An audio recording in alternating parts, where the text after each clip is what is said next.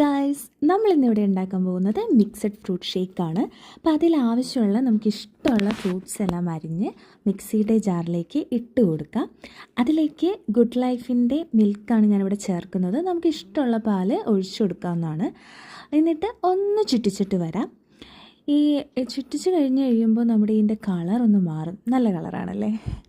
എന്നിട്ട് ഒരു ഗ്ലാസ് എടുക്കാം. അതിലേക്ക് നമ്മൾ ഈ അരിഞ്ഞ് വെച്ചിരിക്കുന്ന ഫ്രൂട്ട്സ് ഒരു ലെയർ ഇട്ട് കൊടുക്കാം. ഞാനിവിടെ എടുത്തേക്കുന്ന പോമഗ്രാനൈറ്റും മുന്തിരി ആപ്പിളാണ്. നമുക്ക് എന്തോരം വേണോ എത്ര വേണോ ഇഷ്ടമുള്ള ഫ്രൂട്ട്സ് ഇതിലേക്ക് ആഡ് ചെയ്യാം. പിന്നെ നമ്മുടെ ഈ ഷേക്ക് ഇതിലേക്ക് ഒഴിച്ചു കൊടുക്കാം. പിന്നെ വീണ്ടും നമ്മളുടെ ഫ്രൂട്ട്സ് നമുക്ക് ഇതിലേക്ക് ഇടാം. നമ്മൾ അരിഞ്ഞ് വെച്ചിരിക്കുന്ന ഫ്രൂട്ട്സല്ലേ, ഇഷ്ടംപോലെ ഇട്ടോന്നേ.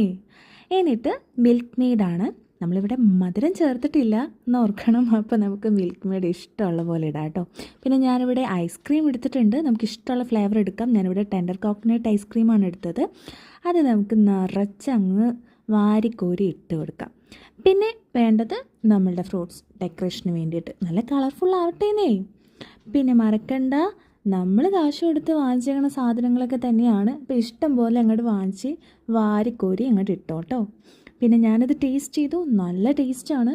പലതരം ഷേക്കുകളിൽ ഇപ്പം നമുക്കൊരു മിക്സഡ് ഫ്രൂട്ട്സ് എല്ലാം കൂടി ട്രൈ ചെയ്തിട്ട് ഫീഡ്ബാക്ക് പറയണേ.